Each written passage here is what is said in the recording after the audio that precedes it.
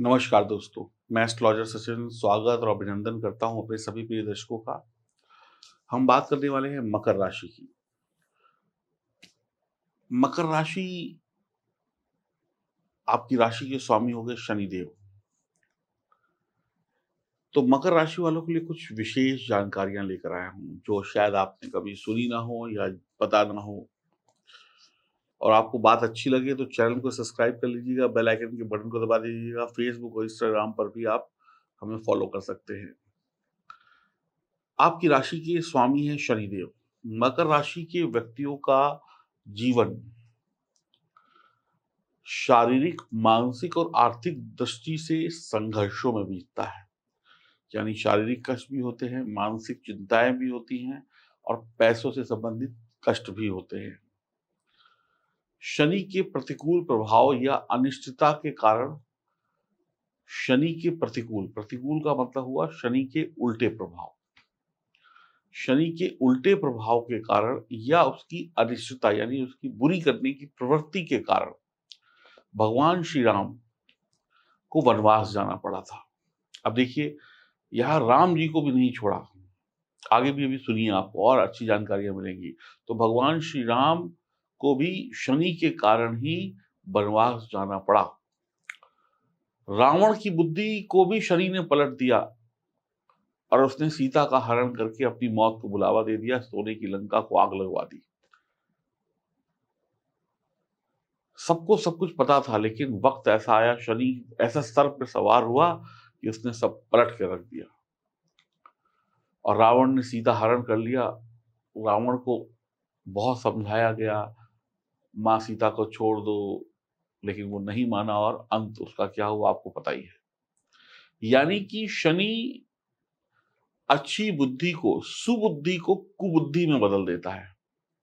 यानी सफेद को काला कर दे, काले को सफेद कर दे, मीठे को कड़वा कर दे। भाई, रावण की कुबुद्धि हुई तभी तो उसने ये हरकत करी। वशिष्ठ के 100 पुत्रों का नाश हुआ, पांडवों का वनवास हुआ और कौरवों का नाश हुआ। वशिष्ठ के 100 पुत्रों का नाश हो गया, पांडवों का वनवास हो गया, क्योंकि पांडवों को भी वनवास मिला था, और कौरवों की पूरी सेना यानी दुर्योधन का जो पूरी सेना थी उसका नाश हो गया। सत्य को मानने वाले, सत्य के पद चिन्हों पर चलने वाले राजा विक्रमादित्य का जीवन परेशानियों से भर गया जब शनि उनके माथे पर बैठ गया और उनको अनेकों अनेक दुख भोगने पड़े। तो अब आप देखिए, रामचंद्र जी भी नहीं बच पाए और महाज्ञानी रावण भी नहीं बच पाया। वशिष्ठ के 100 पुत्रों का नाश हो गया, कौरव पांडवों की लड़ाई हो गई, पांडवों को वनवास हो गया, कौरवों का पत्ता ही साफ हो गया और राजा विक्रमादित्य को, जिनके पास सब कुछ था, उनको कष्ट ही कष्ट भोगने पड़े अपने जीवन में। तो ये सब क्यों हुआ? शनि के कारण। और यही शनि आपकी राशि के स्वामी हैं।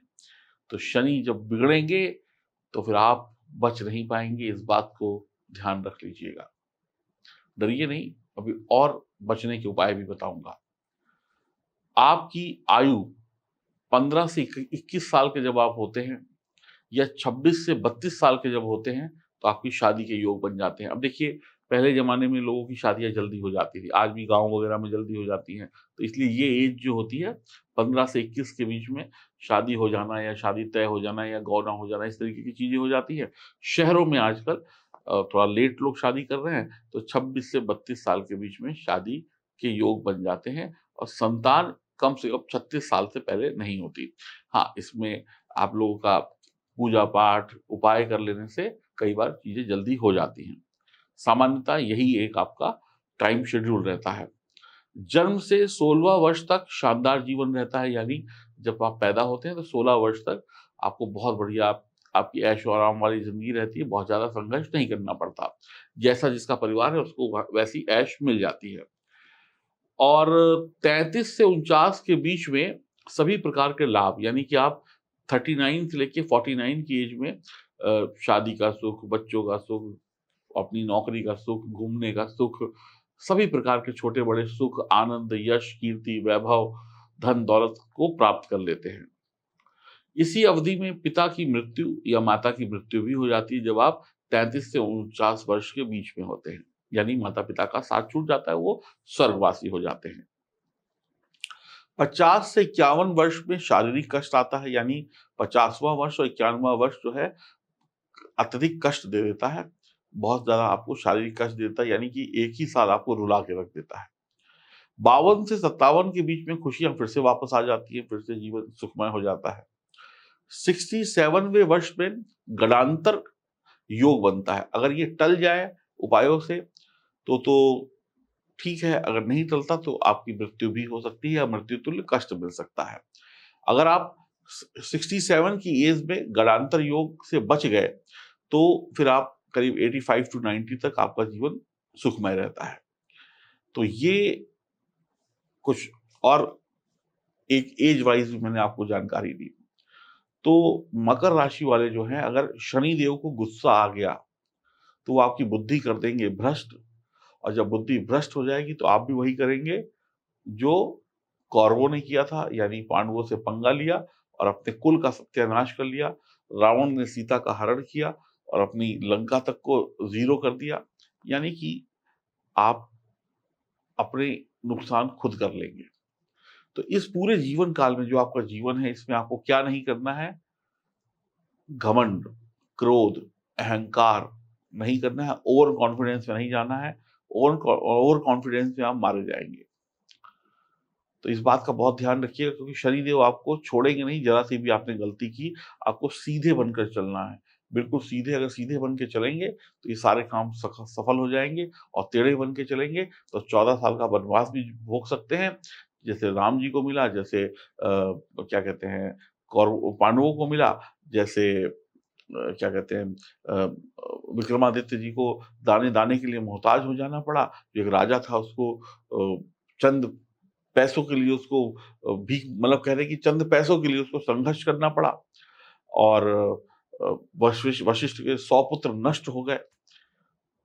सुबुद्धि से कुबुद्धि हो गई। तो अगर आप जरा सा भी टेढ़े हुए, जरा सा भी आपने गलती की, तो आपके साथ भी ऐसा हो सकता है। अब बात करते हैं उपायों की।